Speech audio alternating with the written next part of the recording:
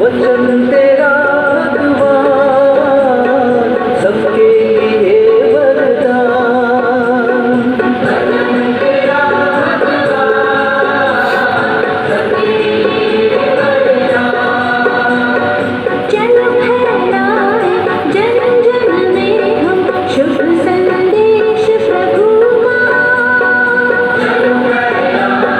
चल फैलाए जन जन में हम शुभ संदेश प्रभु का। वचन तेरा द्वार सबके लिए वरदान। प्यारे भाइयों एवं बहनों, जय यीशु की।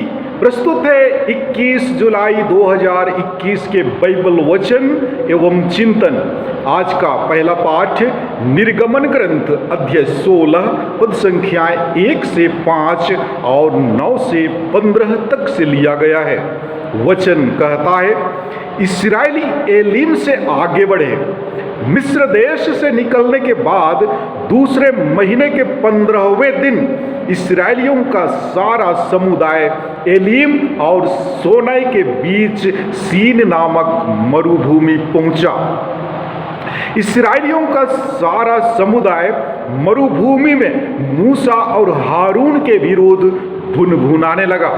इस्राएलियों ने उनसे कहा, हम जिस समय मिस्र देश में मांस की हड्डियों के सामने बैठते थे और इच्छा भर रोटी खाते थे, यदि हम उस समय प्रभु के हाथ मर गए होते तो कितना अच्छा होता।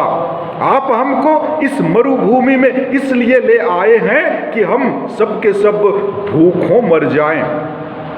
प्रभु ने मूसा से कहा, मैं तुम लोगों के लिए आकाश से रोटी बरसाऊंगा।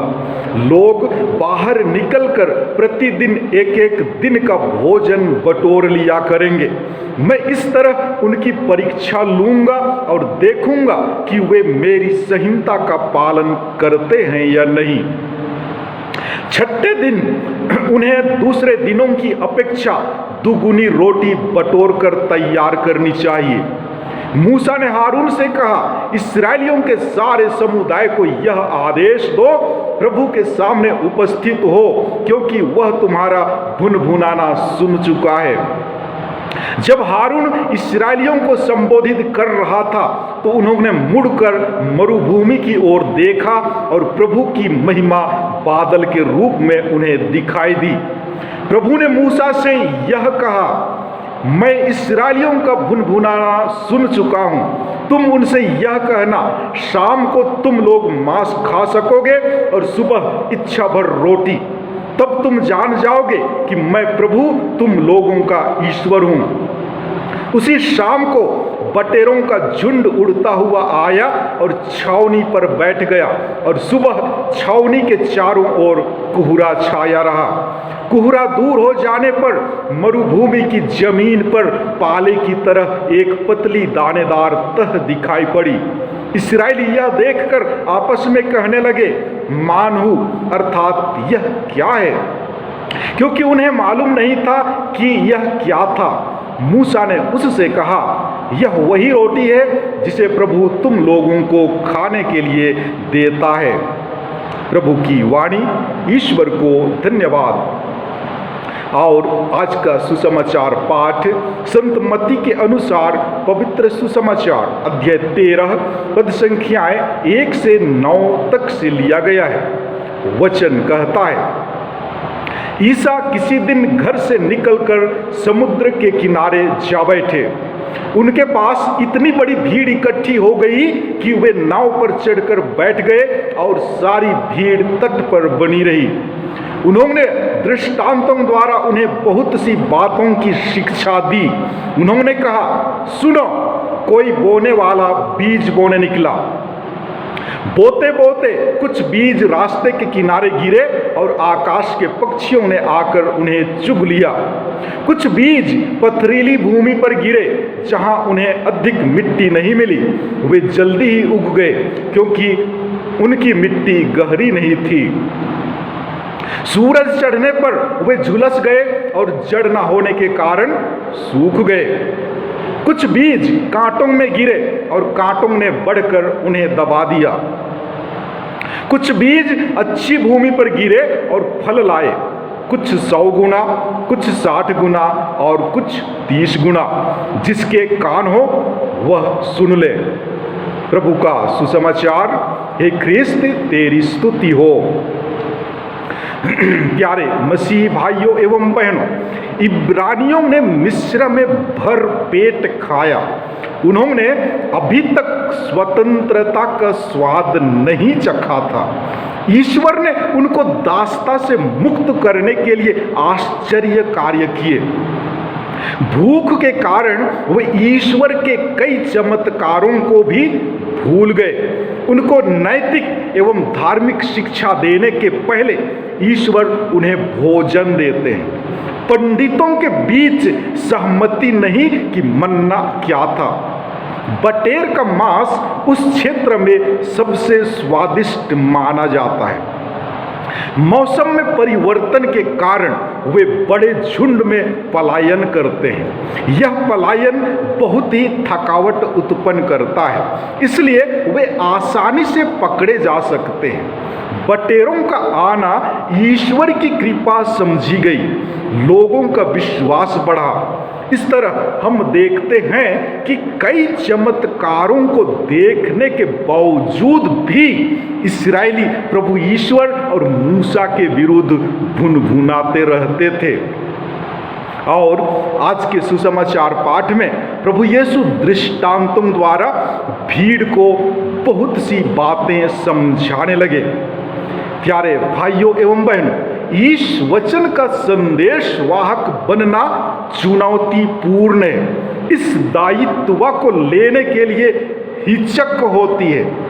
बहुत सारी शंकाएं आती हैं, जैसे क्या बोले, कैसे बोले, किसके पास जाए, कैसे जाएं, लोग क्या सोचेंगे, क्या कहेंगे, क्या प्रतिक्रिया होगी इत्यादि। परंतु प्रभु की बुलाहट अद्भुत होती है।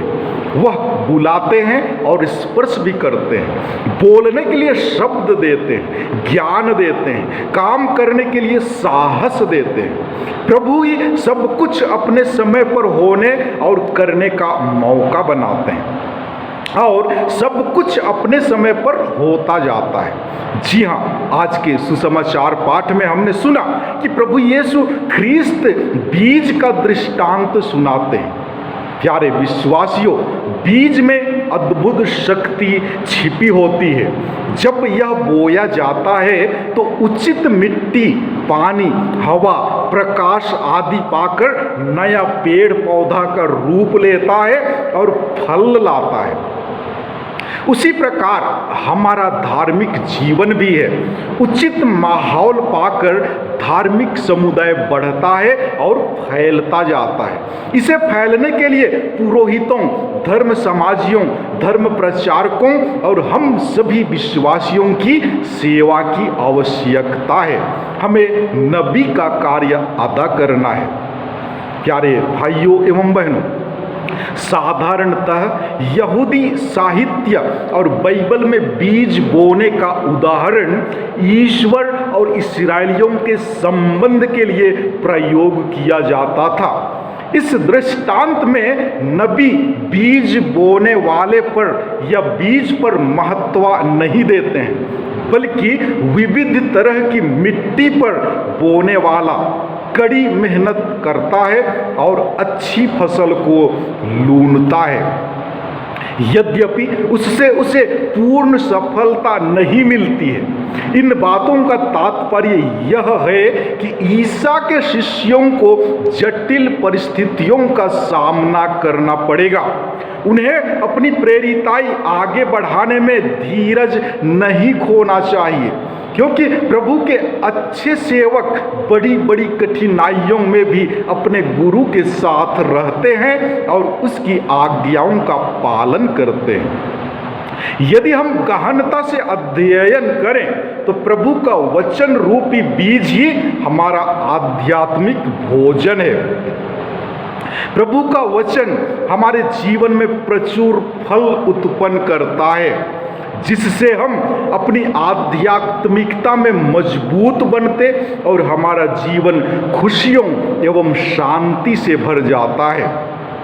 लेकिन जरूरी यह है कि हम अपने हृदय रूपी खेत में वचन रूपी बीज को बोने के लिए तैयार करें। अगर हम ऐसा करेंगे तो चाहे वह आध्यात्मिक भोजन हो या भौतिक भोजन का वैभव, प्रभु हमें आवश्यकता से ज्यादा प्रदान करेंगे, क्योंकि वह उदार एवं सब कुछ का दाता है। जब हम उनके प्रति अपना सच्चा प्रेम दर्शाएंगे तब हम प्रभु की उदारता को और भी ज्यादा अनुभव करेंगे और वह हमारे जीवन में महान कार्य करेंगे। उनके जीवंत शब्द जो जीवन है हमारे जीवन में उजागर हो जाएगा। जरूरत आज यह है कि हम उन्हें अपने जीवन में प्रकट होने के लिए निमंत्रित करें। हम अधिकतर अच्छे अच्छे प्रवचनों को सुनकर बड़े बड़े मंसूबे बांधते हैं, अपनी जिंदगी सुधारने की कोशिश करते हैं, परंतु मुसीबतों प्रलोभनों के आ जाने पर सब कुछ भूल जाते हैं। इस प्रकार रास्ते के किनारे कंटीली झाड़ी या चट्टान पर गिरे बीज जैसे बन जाते हैं। आइए आज से अच्छी जमीन पर गिरे बीज जैसे ज्यादा फल उत्पन्न करने की कोशिश करें। प्रभु यीशु इस दुनिया में आकर अपने आप को ईश वचन के प्रचार, प्रार्थना एवं अचरज कार्यों के द्वारा प्रकट करते हैं कि वे ईश्वर के पुत्र हैं, पिता ईश्वर के द्वारा मुक्ति कार्य के लिए भेजे गए हैं। उन्होंने हर कार्य में पिता ईश्वर की महिमा की और लोगों को पिता ईश्वर प्रकट की। हमारे लिए सौभाग्य है कि जीवित ईश्वर के वचन पवित्र बाइबल में हैं, जिसे सुनकर और पढ़कर उस पर मनन चिंतन कर विश्वास में बढ़ सकते हैं और हम दूसरों के लिए एक प्रेरणा के स्रोत बन सकते हैं। हम प्रार्थना करें कि ईश्वर हमें पवित्र बाइबल के वचन को पढ़ने तथा समझने की कृपा प्रदान करे। आमीन। भाइयों बहनों, आपसे आग्रह करता हूं कि यदि आपने अभी तक मेरा चैनल सब्सक्राइब नहीं किया है तो कृपया सब्सक्राइब और शेयर जरूर करें। धन्यवाद।